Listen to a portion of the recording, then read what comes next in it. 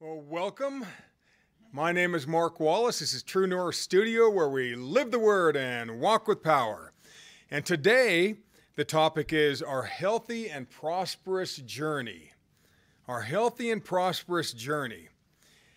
Now, God did His part eons ago and continues to help us on our amazing trek through life. And He's had all the time that He needed to accomplish the task. He has access to all the resources of the entire universe to set us up for an amazing success. All we need to do is put in the necessary amount of energy to enjoy our healthy and prosperous journey. See, God inhabits eternity. He fills all time and space. He's everywhere present. He has 1,000 years to deal with every one of your problems. And I ask you, how do we get ourselves to the point that we can actually believe this? Because I guarantee if you believed that God had all the time in the universe and resources of the universe to bless you, you would have no lack. And our text today will all point to that answer through one simple verse, 3 John 2. And I'm going to read it from the New International Version. Dear friend, I pray that you may enjoy good health and all that may go well with you, even as your soul is getting along well. See, every creature on earth is designed to excel in every aspect of its life as they put in the necessary energy in order to survive. Did you guys know that that scientists have discovered that the water on Earth, at least half of it, is older than the sun? It's older than the Earth. It's older than the solar system. And this is new science. Just look it up online. It's interesting. See, if the water on Earth is older than our solar system, where did it come from, and why did it accumulate on our lovely planet? Now, every probe that we send out there into our solar system, they can't find water. They might find traces of it, but they can't find it. Up to 50% of the water that you drink and you bathe in predates the sun. Why? God did this for you and me, because whatever's in that water, He pulled from someplace in the universe to support life here on Earth. And it was around long before there was an Earth. So we think God can't supply our need? My God, he went, that's hard to fathom, that kind of stuff. See, the USGS, United States Geological Survey, they say that each American requires between 80 to 100 gallons of water a day. 80 to 100 gallons of water. Now, you're not drinking that much. But that's what it takes to support you through toilets and showers and whatever other water you use during the day. It's a lot of water. Every day you use water that's been around the universe longer than our solar system has. What else has God reserved for you? Much. Be the tree. I've used this example before, but it's befitting. And we have this skinny squirrel that visits our yard from time to time, and I saw him again the other day, and I have no idea. It's a year later, I still have no idea why he keeps coming to our yard. We have these little tiny trees with nothing on them. And this squirrel's skinny, he's quick, and he's twitchy. And like a teenage boy, this teenage boy who every time he walks past the refrigerator is opening it just hoping upon hope that there's something new and exciting in there. This squirrel it's looking for even the remotest possibility of previously undetected food in my yard. Then he scampers along the fence line and goes to the next yard to do the same thing. This squirrel is looking for his special tree. In another part of town, there's a street lined with these huge white oaks. And I once saw a squirrel that was so fat from the abundance of acorns that he couldn't even climb a tree.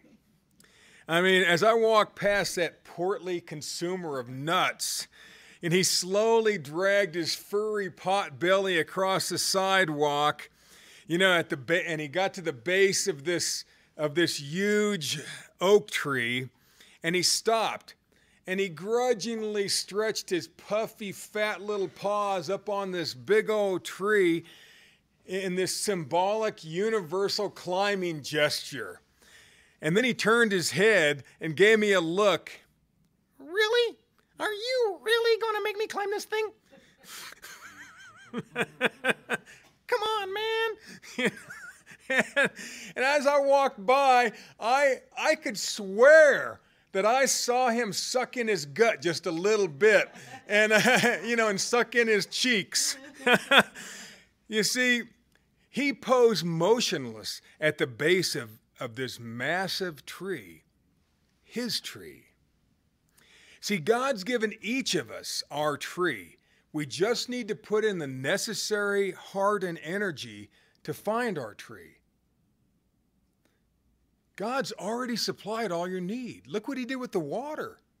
We're still utilizing it. Who knows what else utilized that water or where it came from? It's crazy. What can he do for you? Oh, I need health. I need prosperity. I need to get my head together. I need a better relationship. I need a relationship. Whatever it is. My God, if he can do that with water, what can he do for you? We're going to find out it's already been done. We just got to find it. We got to find our tree. Personal energy. Have you ever heard a quote that was so great that you just had to write it down or print it off? You see, have you ever heard something that's so clever, so powerful that you told everybody?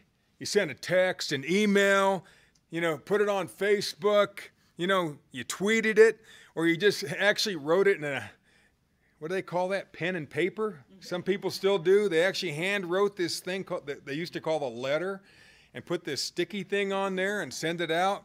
You see, something that's so amazing. Well, about 30 years after Pentecost,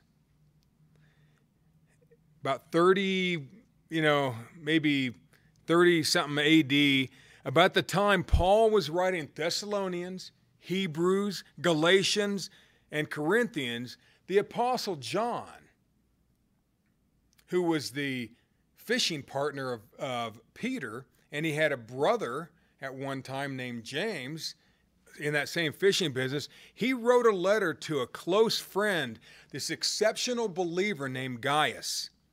And this short letter was so powerful and so dynamic that it was hand copied and vastly circulated, especially this part that I'm about to share with you. See, it's like the words that stand out on your computer screen because of this large, fancy font embedded in some pretty picture. For 2,000 years, people around the world have memorized and passed on one single notable quote from within John's short little letter to Gaius. I'll read it again, 3 John 2. And this is from King James. Beloved, I wish above all things that thou mayest prosper and be in health, even as thy soul prospereth. Now, I have limited my thinking on that verse for years. You think prosperity means what? Money. Health means health. Okay? Pretty simple. Okay? This verse is just great the way it reads. It's just great the way it reads. But if we take the time to blow off the happy dust, the colors underneath are going to be even more impressive. And let's look at it from a few different angles. What is it really saying to us? It seems to say that God wants us to prosper and be in health, both physically, financially, and mentally. That's what it seems to say. But is there more to see? And as you guys mostly know from life, there's always more to see. When you think you know something, there's more. The words "I wish," mean it's translated many times to pray. Now, when it says pray here, it doesn't mean prayer like we had just a few minutes ago, or some kid falling on his knees at his bedside with his hands folded, or before a meal. That's not necessarily what this means. And that does sound a little bit religious. But another way to say "I wish" is I will it to happen. I absolutely believe it's going to happen. I pray. I absolutely will this to happen. See, John was saying that his positive thoughts about this great guy were so vivid that he just couldn't help himself from thinking the positive and talking about it. I pray. I will it. Not I want it. You ever willed something to happen? You're doing a project and you just push and you push and you push and then you get done with it. I mean, you did everything you could to make that happen, and it happened. That's will. That's the word prayer there. You see, I will. I believe something great is in progress. Now he's saying the way I picture you is so clear that it surrounds me like a wraparound big screen in high definition 3D. Now remember, this guy John, this Apostle John, is the same man who wrote the Gospel of John. Okay, pretty good book. He also wrote the book of Revelation. Now let me tell you, if you can write the book of Revelation, you can picture some stuff. Dragons and crowns and multiple heads and all these wings and things flying here and there. And I mean, whatever God showed this guy, he got it. Now, most preachers on earth think they understand it, but if everyone's saying something different, then probably there's a breakdown in communication somewhere. I love the artwork on Revelation. And we have all these helicopters and tanks, and they just try to figure it out in terms of their understanding. What did John see? John actually saw into the future. What if you could? You can. God can show you what you need. If God can move water from the distant past into our now, I mean, what can he do? I mean, he's not limited by time and space. We think we are.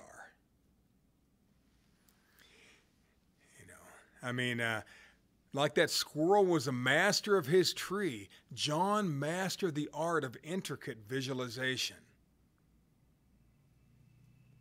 What God showed him, he saw and he believed. He developed the ability to picture things in vivid detail.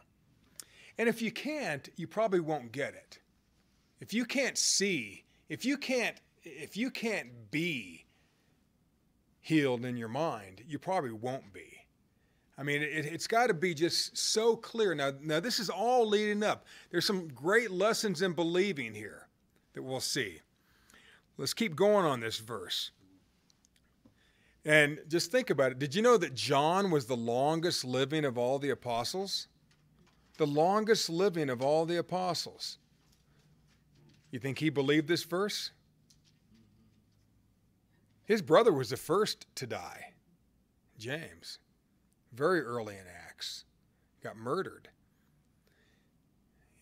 It's pretty crazy stuff, and he never outlived his his life savings. Think about it. People are so afraid about their retirement, you know. But with God, if we actually trust God, we'll never outlive our savings. Wouldn't that be nice? What about those guys who live 900 years? That's a lot of retirement. You know, I mean, but see, if you think you're not going to make it, you're not going to make it. But if you think you are going to make it, you probably will. If you expect abundance, you're probably going to get it. If you just expect and visualize a health, you're probably going to have it. If we just can't see it or get it yet, then figure out how to see it so you can go to get it. Is it through a doctor? Who cares? Is it miraculous? Who cares? Healing is healing. It just doesn't matter. Is it through eating right? Through getting your foot rubbed? I don't know. I don't care. See, John also says that he can vividly picture this positive stuff above everything else that's going on in his world. I wish above all things that thou mayest prosper. Above everything going on in his life, he can still stay focused on what he wants for somebody else. Most of us don't live that big. We think about just ourselves. See, the word above is the Greek word peri, P-E-R-I, and which means to be surrounded by. Like being surrounded by the enemy, or being surrounded by, you know, gifts at Christmas time. You're surrounded, whatever your mind picture there. He's saying, I'm all over this. I'm all about this. I'm totally surrounded with amazing thoughts about you, my man. You know, that's how God thinks of us. That's how we should train ourselves to think of each other. All God just surrounds himself with the positives of our life, not just now, but in the future. The way God sees you is not just how you are right now, it's how you're going to be forever, 10 million years from now. When there's all kinds of time to have really perfected your act. You know, I mean, it's incredible. Well, how should we see each other? This way. We surround ourselves. We're totally inundated. It's like diving into a swimming pool. We're just totally saturated with love for one another.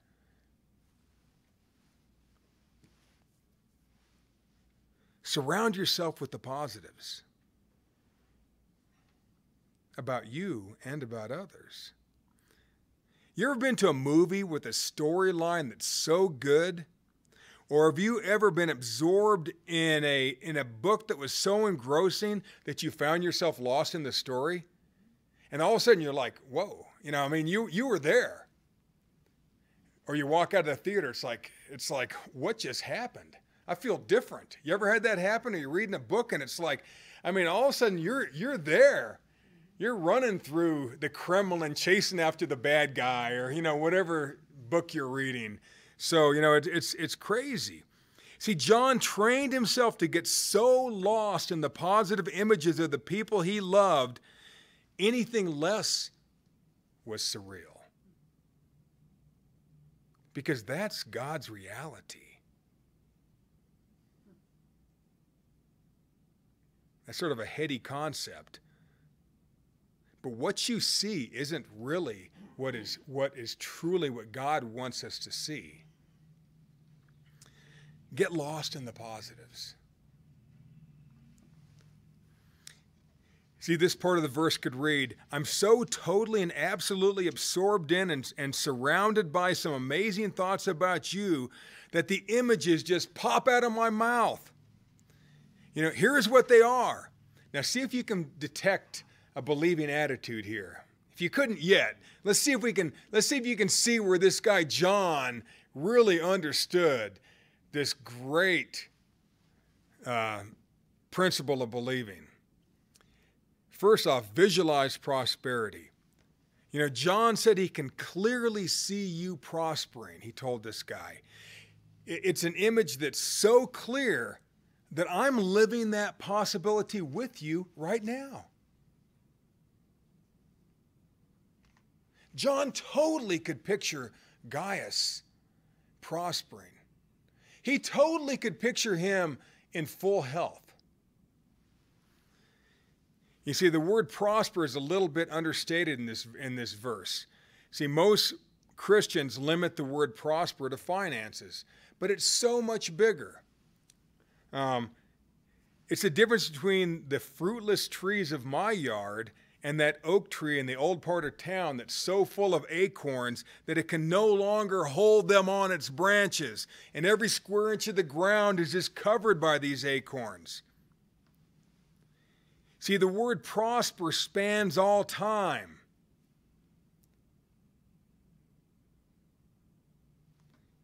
It's for now and for later. It's having everything we'll ever need during our entire journey through life. To prosper really means your journey, which would include money. What do you need on your journey through life? You need money. You need health. You need friends. We need a lot of stuff. Need sleep, a place to sleep. Need a lot of stuff. See, it's so much bigger. You got to think of it more than money. All I can picture is that your whole journey through life is going to be crazy good. That's what Paul was saying. That's not Paul, John. You see, locate your health. Now we're going into a topic that is sometimes touchy and it's disappointing for people. It's health. Because it's hard. You see some people, they get healed miraculously, or they go to a doctor, this or that, and other people, it doesn't happen the same. And, you know, it's hard sometimes. But 3 John 2 from the Word English Bible says, "Beloved, I pray that you may prosper in all things and be healthy even as your soul prospers." That sounds very similar. They all sound the same. Everyone I'm gonna quote today. See, but now we're going to get to this word health. Sort of the third rail of Christianity. You see, it's a hot one, this one. And it's so much bigger than just being able to throw away your glasses and to hop out of this rolling chair. It's so much bigger. This verse is not limited to the one single type of healing that you want. This type of health is bigger, it's more inclusive, and it's timeless, like that water. It's everywhere. You see, this type of health is to be taken with you on your journey throughout your whole life. This level of health starts with the heart, and then it permeates your soul, and then it pollinates the people we meet. You know, and it's pregnant with pure truth, and it will manifest in our mind and in our body if we can just go through these steps. Because health is such a huge topic, we need to look at it a bit closer. And health simply means to be well, or to be whole, or to be safe. Health means different things to different people at different times. That's health. It's different all the time. You see, sometimes it's mental health we need. Sometimes we just need peace. Sometimes we need sleep. You ever been so tired that you can't even remember your kids' names? You, with the red hair, and the freckles, come over here. What's your name again, kid? I mean, but that's healing. Sleep can be, right? And we spend a good portion of our life in bed. Work can be healing. A hobby can be healing. Remember, there's a lot of aspects of this. I think to master healing, the art of health, we have to think of it as an inclusive thing. I mean, it's everything that we do. It's everything we think. It's everything we say. It's our hobbies. It's our time. It's our thoughts about other people. There's so much to it. Yet we limit it to one thing, I want to be able to see, or what have you. You see, this is God's wish. It's His prayer for each of us. But sadly, the world is set up to keep us from our prize. That's the design of the world. We just need to find the way to locate it. And that's the whole point of the Bible. That's the whole point of the Spirit of God, is to guide you to your prize. Truth won't really get you there, because the world is too evil. That's why 2,000 years ago there had to be something put in people called Holy Spirit, which they did not have that style before. A few people did, but not many. Now every Christian has it. The other day I saw an article that talked about a hobby farmer in Colorado Springs who stopped paying attention to his horses. Didn't give them any more food, stopped giving them water, and left them trapped in the corral. And, the ones that lived were just skin and bones. And no one noticed until someone went on the property and picked up this tarp and saw the carcass of dead horses under it. And I thought that if he had just opened the gate, okay, I granted maybe he was broke, because a horse is expensive. Just open the gate and let it just go down the side roads of Colorado. There's plenty of stuff to eat, especially this year. There's plenty of water to drink, especially this year. Their whole need was supplied, but they were trapped in their own corral.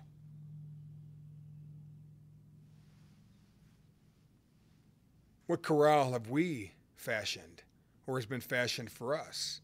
I guarantee it's there, in little pieces, little parts of our life, not in everything.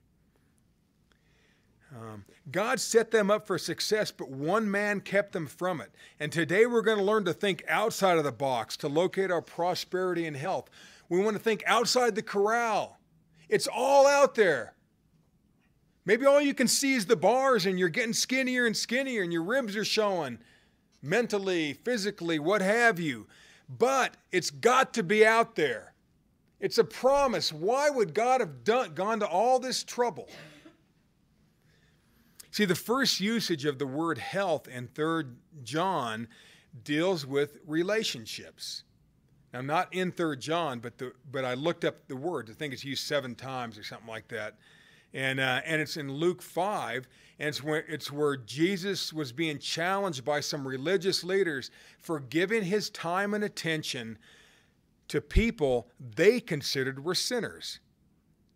And they would never allow themselves to be seen with the people Jesus hung out with. See, they couldn't stand it. What is this guy trying to do? This Jesus guy is living outside the box.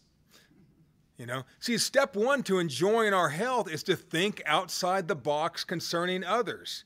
See, Jesus Christ, the first usage of health, I'm not going to go to all these because we don't have time. Just look it up yourself. It's the Greek word huganeo. It's not sozo like you might be thinking. It's huganeo or huganeo. And this is that word. It's bigger than just your physical or mental health. It's everything about you. It's the health that follows you, that's a trailer behind you your whole life.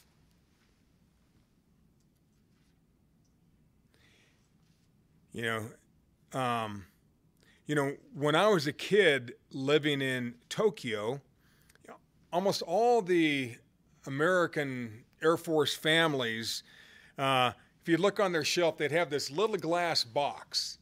And in this little glass box would be this ornately dressed Japanese doll with this fancy little kimono on and these little tiny shoes, like they wore, with the little wooden slats on them. And everybody had these things. And I was thinking how religious life is like being one of those ornate Japanese dolls dressed in a colorful kimono and set in a fragile little glass box on a shelf next to other well-dressed dolls in their own particular glass box, doing nothing of substance. It's all about looks. Sure, they look pretty. Religious people look pretty. But most of them do nothing.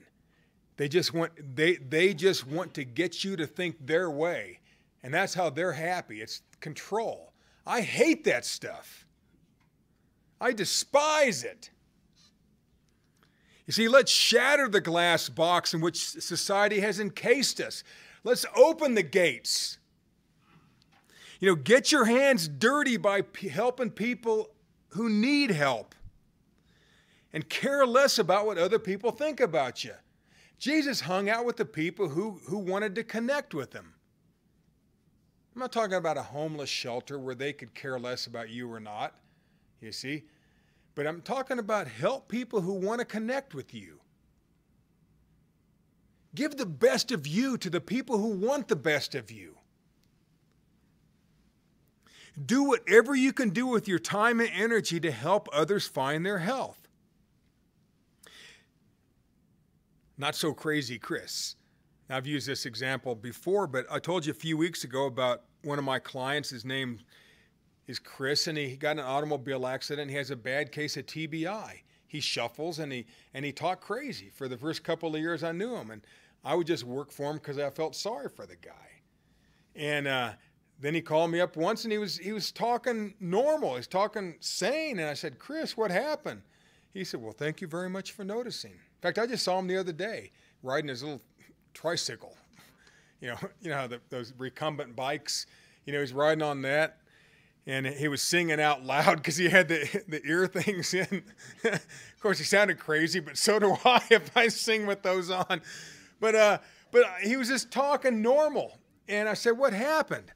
And he said that that he began to change when he donated his time to helping people who were worse off than him.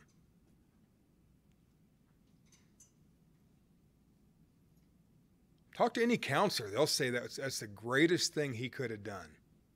In fact, we just talked to one last week. That's all this girl does is help people with TBI. And the greatest thing they can do is help other people get out of their problems. Jesus Christ talked about service the whole time that he was on earth. So pretty crazy. See, no matter how bad we feel when it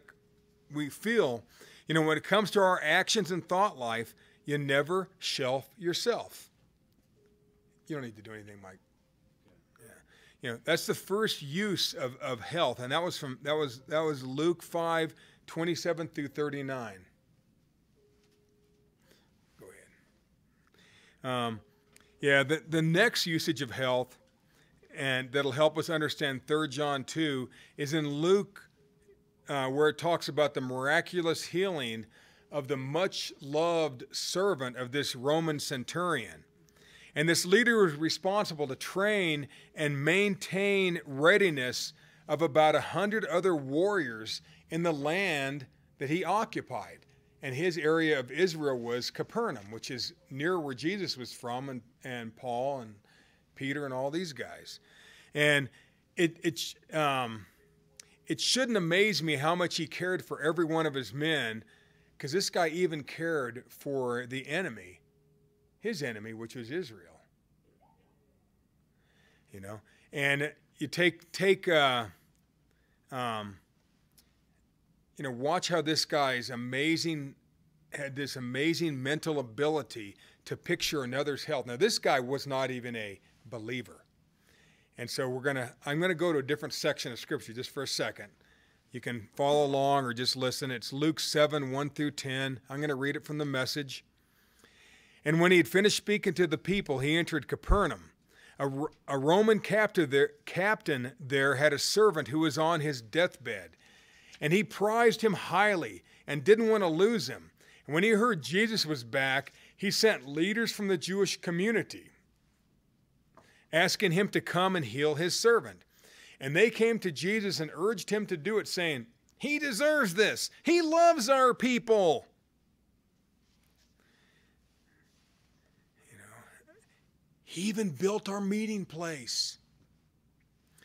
And Jesus went with them. And when he was still quite far from the house, the captain sent friends to tell him, Master, you don't have to go to all this trouble. I'm not that good a person, you know. I'd be embarrassed if you come to my house, even embarrassed to come to you in person. Just give the order, and my servant will get well. I'm a man under orders. I also give orders. I tell one soldier, go, and he goes. I tell another to come, and he comes. My slave, do this, and he does it. Taken aback, Jesus addressed the accompanying crowd. Quote, I've yet to come across this kind of simple trust anywhere in Israel. The very people who are supposed to know about God and how he works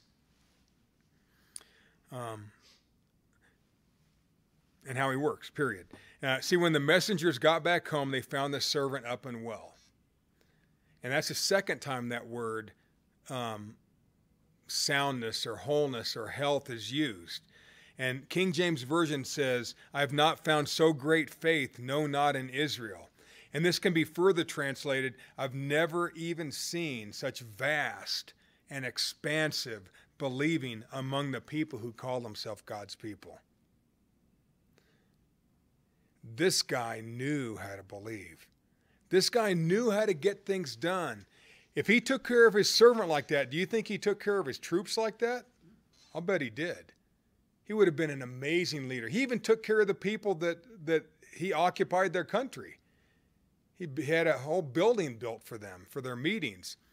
See, this soldier, this quote-unquote non-believer, did more for the people of the area of Capernaum than most Judeans believed to do. See, he didn't just talk, he acted. Religion talks, believing acts. What he envisioned, he accomplished. What you can envision, you can accomplish. Water for the enemy. I read a story in the paper this morning, the Gazette, and about an American B-24 bomber that had been shot down over Germany in 1944. And the only survivor of the crash was a young man named Red. And this guy parachuted to safety. And a local farmer picked him up and wheelbarrowed him to town, where a local German soldier told the townspeople, "This American gets nothing to drink." But he said it in German. And a young girl named Margaret didn't view this redheaded boy as someone to hate. And she told a reporter recently, quote, I didn't see the enemy in this prisoner, but a normal human being, end of quote. She knew that injured persons died when they were denied food and water in Germany. Most of them had seen horrific things by 1944. And Margaret walked to a nearby house, this little girl, got a cup, got some water, and worked her way back through the crowd, because everybody was staring at this American soldier who was captured now. And the soldier knew her and let her approach. And she walked past him right up to the prisoner and gave this prisoner a cup of water. She said, I stared him in the eyes. I was simply fascinated by him. She handed him the cup of water and backed out of the shed and back through the crowd. And Red's family said that through the years that he had talked about this young girl who had showed him compassion during one of the most horrible moments of his life. And he often wondered and talked to his family, wonder what ever happened to that little girl. And his family recently visited Margaret in Germany to personally thank her for the kindness she showed Red. And without her shameless boldness and her youthful curiosity, and without her simple act of kindness, their life would be quite different. One simple act can change not just a life, but families, generations. See, believe to make a difference in another and enjoy the change in yourself. That's sort of where this health is going. Believe to make a difference in another and enjoy the change in yourself. Now, the final usage of this word, health or wholeness, is in Luke, and it's when the prodigal son is welcomed home after his journey went awry. You know, after his crazy train derailed and slid to a steamy rest. And the kid was made whole by the open arms of his family's love. And that's from Luke 15:27. See, all the other usages of that Greek word, hugianeo, which is that word for health in 3 John, relate to being sound, to being whole, or healthy doctrine. He's talking about whole thoughts in your mind, which is one of the greatest things we could do. Now, religion, you know, just because somebody has a church or goes to some building somewhere and hear somebody flap their gums, doesn't mean they're hearing pure truth. They might be getting particles of truth, sprinkles of truth on top of a cake of something else. You know, and you know, so much of what we understand about health is really watered down drivel. You know, it's tunnel vision. Yesterday I went for a drive with my wife, and we were driving down this dirt road on the other side of Pikes Peak and looking at the leaves change, because if you don't see it this weekend, they're going to be gone. They last about a week or two in Colorado, and that's it. And on this road, it used to be an old train bed where they'd bring some of the ore from Cripple Creek or Victor, and they'd bring it back to Colorado Springs for processing or shipping somewhere else. I'm not exactly sure. Well, there was a tunnel, and near that tunnel, I got out and we wanted to take a picture. And Josephine said, "I'm not getting anywhere near that tunnel," you know. And just then we heard a honk, honk. Somebody was honking all the way through that tunnel, and then lights, and they came, boom, they came shooting out of that thing. But you couldn't see it until they're almost in the light. I could hear them because there was some kids having fun honking their horn in a tunnel, but it had these big timbers in there, and I mean, it was a massive tunnel, big enough for a train. But my point of that is tunnel vision traps believing. If it's all I'm thinking about is healing. It's just for me. It's just for me. It's just for my little thing. It's all about me. It's just, or this one little thing. Think about healing on the whole. It's everything. And everybody you touch. It's everything. It's bigger than just you.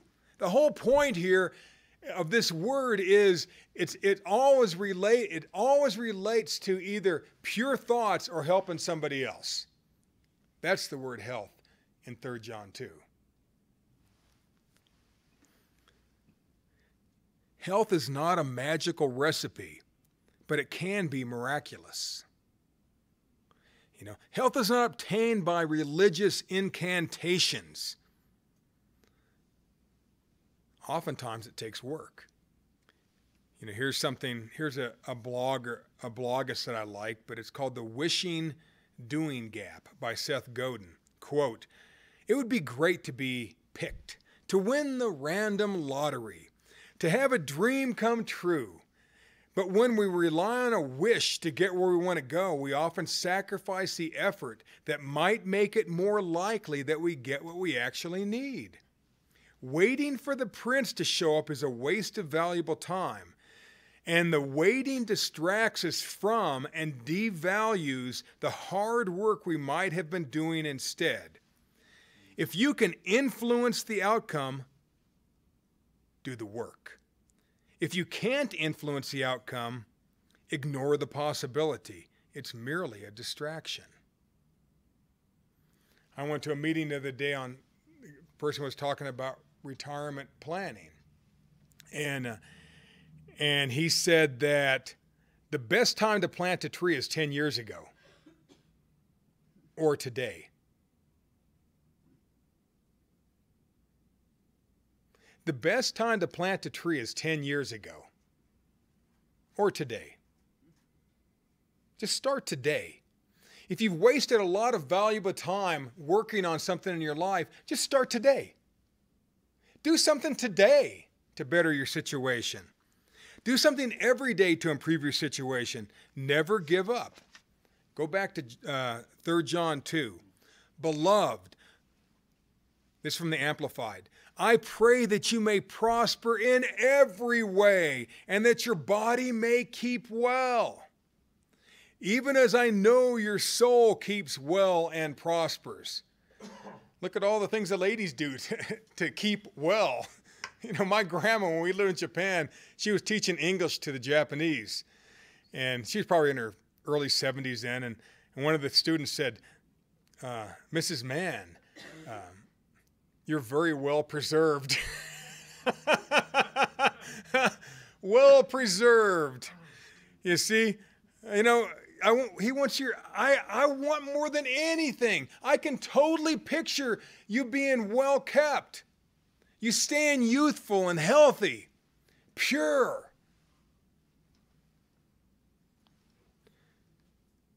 You know, we may say, I am so totally and absolutely absorbed in and surrounded by some amazing thoughts about your journey through life.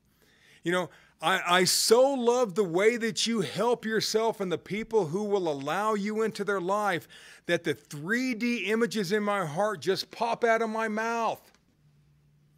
I can easily visualize your health, your prosperity, spreading from you to the people you connect with. Chain reaction. This is because you know how to control your soul. You've developed the ability to enjoy your journey through life, even during the bad times, because of your heart for others.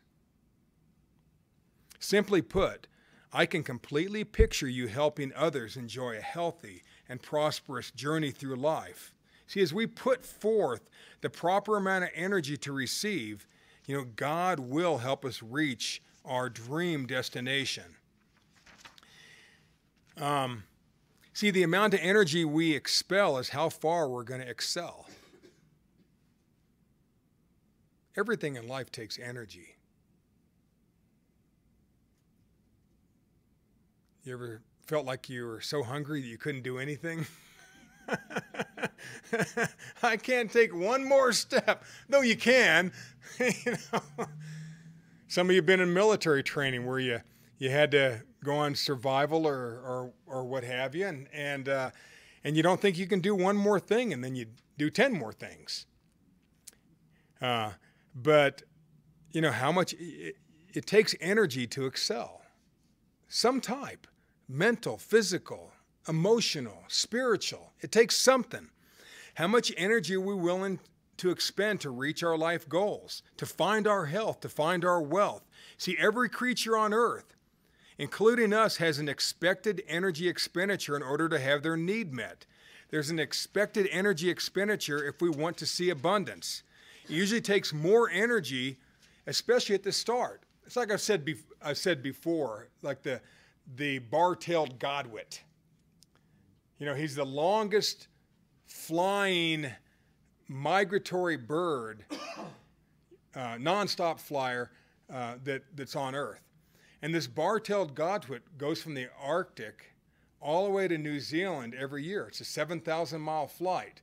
And during that flight, it doesn't eat, it doesn't sleep, it doesn't rest. It just flies in the air straight for 9 days.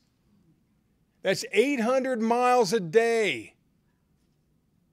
You don't even like to drive 800 miles a day. That's 16 hours if you stop at Subway. That's it. And then you can go to La Quinta at night, you see, and relax, you see. But I mean, that's a long drive, 16-hour drive, 800 miles. Well, these guys do this, these birds do it for 7 days. They lose half their body weight en route. That's what they have to do to survive. Twice a year. Twice a year they do this. What are we willing to do to survive? What kind of energy are we willing to do? See, God cares for the creatures that put in the work. He loves everything. But you're going to see the results when you put in the work. You know, even birds don't get a handout. You know, why should we expect one? You know, they work hard to have their needs supplied. Have you ever seen an adult migratory bird just lounging around in the cool autumn grass of your front yard, sipping down a 5-hour energy drink, waiting for you to slide a little tray of food close enough to its fat open beak so it can just drop its head and take a nibble? You see? No, those birds put in a lot of effort. The Arctic tern, T-E-R-N, it flies 40,000 miles a year in search of food.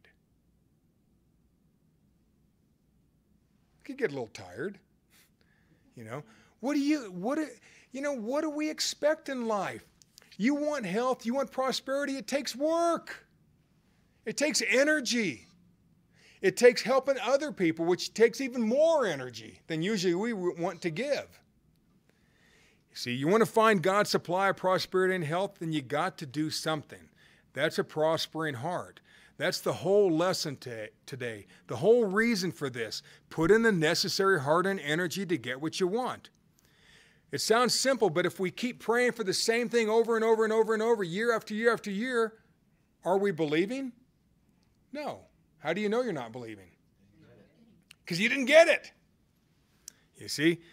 You know, we have to dream it, discuss it, design it so we can do it. You see, every rich person on earth is well aware that the universe is totally designed for him or her to prosper. You see, they totally believe it. They expect abundance. They feel superior to the situation. Always. Be superior to your health situation. Be superior to your financial situation, your relationship situation.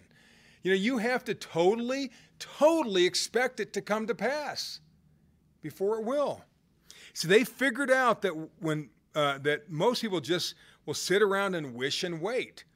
You know, they all know that they must put in a proper amount of energy in order to get what they want. Now, I'm adding a different twist here with this healing.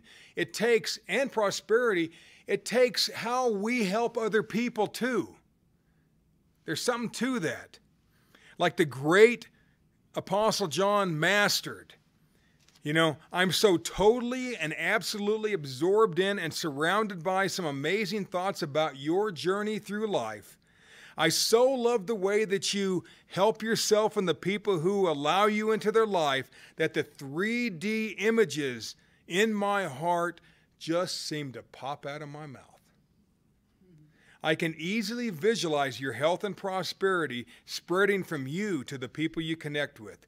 This is because you control your soul. That's basically what 3 John 2 says. You've developed the ability to enjoy your journey through life even during the bad times because of your heart for others. It's a simple way. Like the little German girl. Let's give to those in need, those who connect to us, even if others frown. You know, like that bar-tailed godwit, let's put the necessary energy out in order to reach our happy feeding ground. Do whatever it takes to get your need met. If we can find a way out of our caged thinking like those black forest horses, we will flourish like God designed us to flourish. They could have lived if they could have just gotten out of that corral. Because it's all set up for them. We can live if we can get out of our locked cage. See, God did his part eons ago and continues to help us on our amazing trek through life. He has all the time he needed, and he has access to and has used all the resources of the universe to set us up for amazing success. All we need to do is put in the necessary amount of energy in order to enjoy our healthy and prosperous journey. 3 John 2 again, beloved, I wish above all things that thou mayest prosper and be in health. See, health and prosperity include everything we think, everything we say, and everything we do.